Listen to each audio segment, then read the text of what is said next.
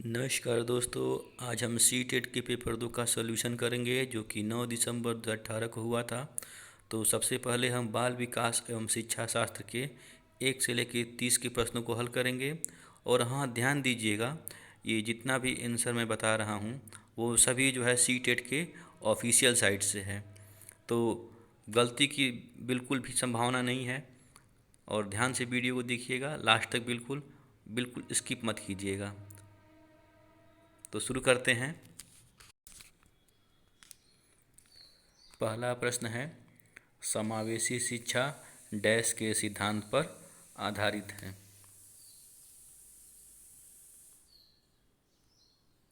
समता एवं समान अवसर।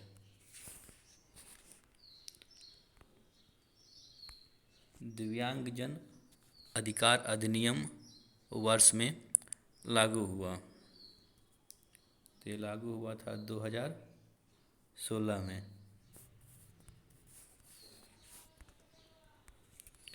तीसरा प्रश्न है, व्यक्तिगत विविधताओं वाले बच्चों को पढ़ाने के लिए विद्यालय होने चाहिए जहां शिक्षक।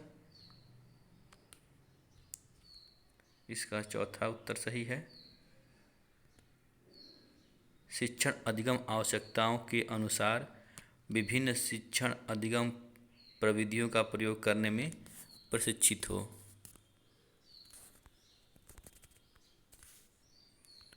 चौथा प्रश्न है, निःशुल्क एवं अनिवार्य बाल शिक्षा अधिकार अधिनियम 2009 दिव्यांग बच्चों की निःशुल्क शिक्षा के अधिकारों को सुनिश्चित करता है। तो इसका उत्तर होगा 6 से 18 वर्ष, और सामान्य बच्चों के लिए यह 6 से 14 वर्ष तक के लिए है। पांचवा प्रश्न है, विविध अधिगमकर्ताओं के लिए सुगम्य स्वरूपों में शिक्षण अधिगम सामग्रियां प्रदान करने से का तात्पर्य डैश से है। इसका दूसरा हो जाएगा अधिगम की सार्वभौमिक संरचना।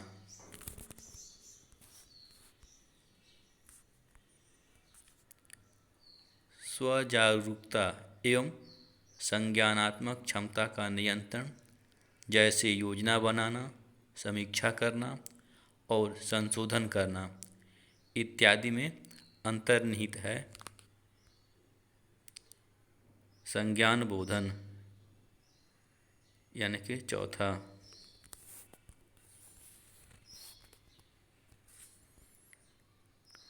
जब बच्चे प्राप्त की गई सूचनाओं की व्याख्या करने के लिए अपने अनुभवों के आधार पर सोचते हैं तो उसे डैश कहा जाता है।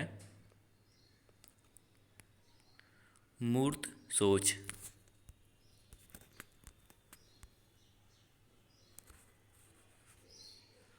अधिगमकर्ताओं को व्यक्तिगत क्षमता के आधार पर उनकी कठिनाइयों के विभिन्न स्तरों को ध्यान में रखते हुए पढ़ाने की विधि को कहा जाता है विभेद अनुदेशन, यानी कि इसका तीसरा सही है।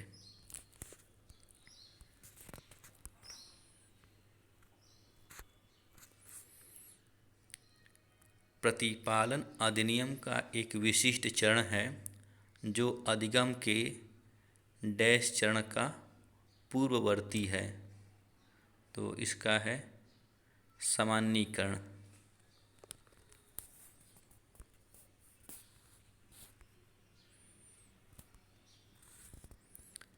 जजोंग का यह मानना है कि संज्ञान और भाव डैश होते हैं स्वतंत्र, यानी 4।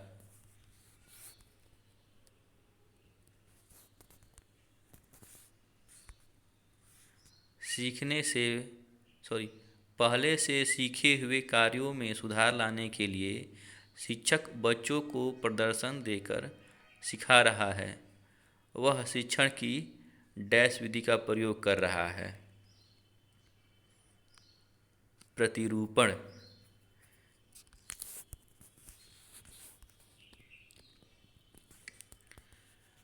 मैन और जैनिस के अनुसार निर्णय लेने वाले बच्चे समस्या का विश्लेषण करते हैं, विकल्पों की सूची बनाते हैं और इसके फायदे और नुकसान के प्रत्येक पहलू पर विचार करते हैं। उसका व्यवहार प्रस्तुत करता है। सतर्क यानी ऑप्शन 4।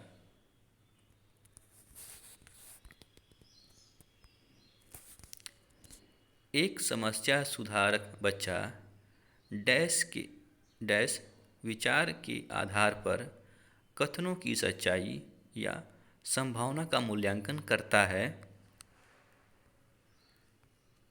तार्किक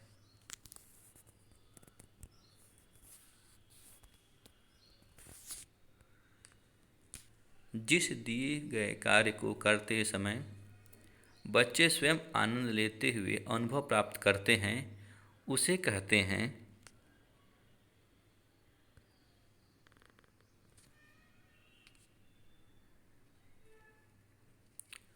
उपभोक्ता प्रकार का कार्य।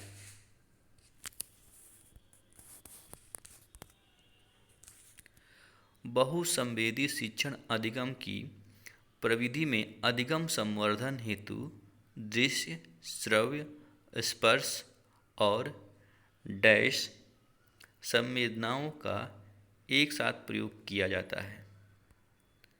इसका उत्तर है गतिबोधक।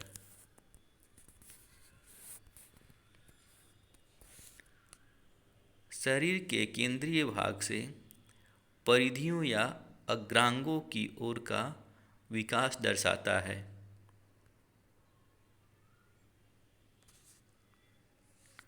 मध्य बाह्य विकास सिद्धांत को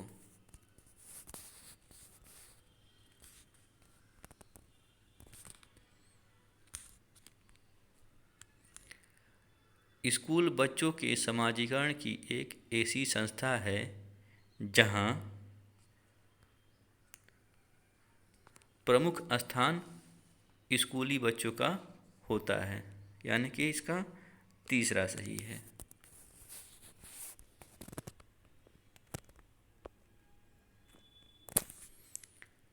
जब आप एक शिक्षक समूह से जुड़ जाते हैं और अपने समूह के अन्य लोगों की ही तरह पोशाक धारण करने लगते हैं, तो आप प्रदर्शन कर रहे होते हैं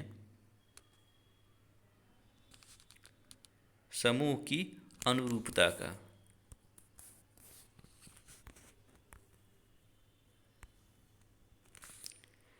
किसी वस्तु के अस्थायित्व की अवधारणा पियाजे के विकास के डैश चरण में प्राप्त होती है।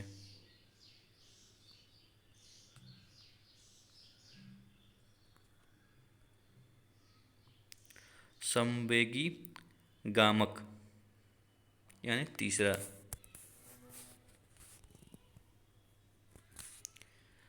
व्यक्तिगत शिक्षा कार्यक्रम की योजना डैश के संदर्भ में बनाई जाती है। बाल केंद्रित शिक्षा कार्यक्रम।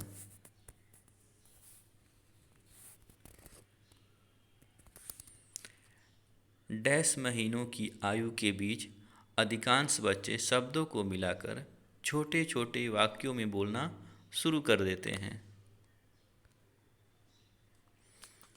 तो 24 से 30 महीने यानी 2 से 2.5 साल।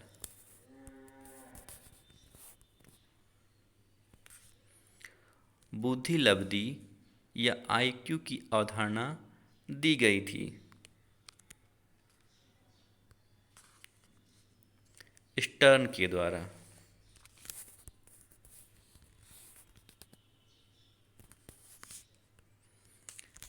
सृजनात्मकता को डैश की अवधारणा से संबंधित माना जाता है।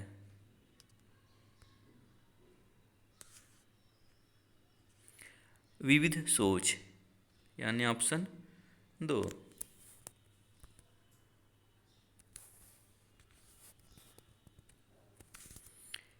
किसी भाषा के स्वीकृत ध्वनि संयोजनों को उसके नियमों के अंतर्गत बताया जाता है।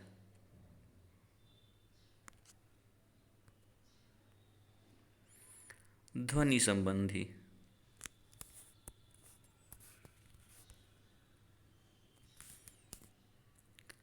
जब सोचने की प्रक्रिया किसी भाषा द्वारा प्रभावित होती है तो ऐसी स्थिति को कहते हैं भाषा निर्धारण।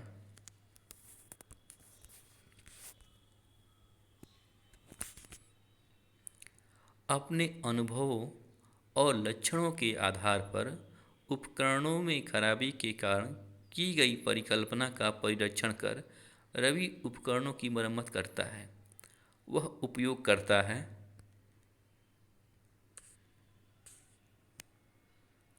अनुमानी विधि का।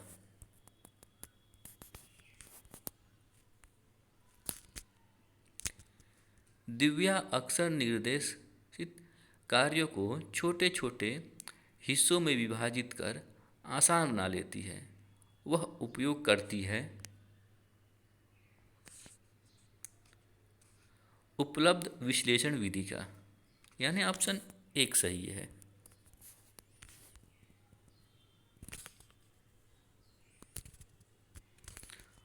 पुरुष और महिला की भूमिकाओं का निर्धारण समाज करता है।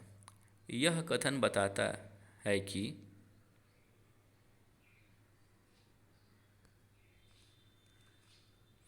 लैंगिकता एक सामाजिक अवतरण है।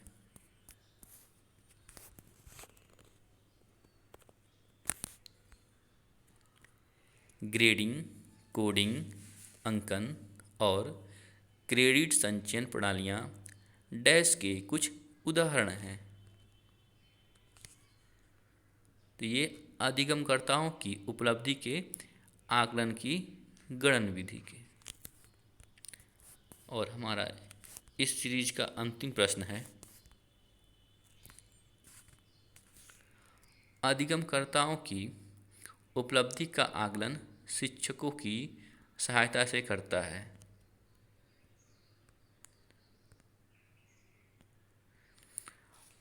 शिक्षण अधिगम विधियों की प्रभावशीलता का मूल्यांकन करने में।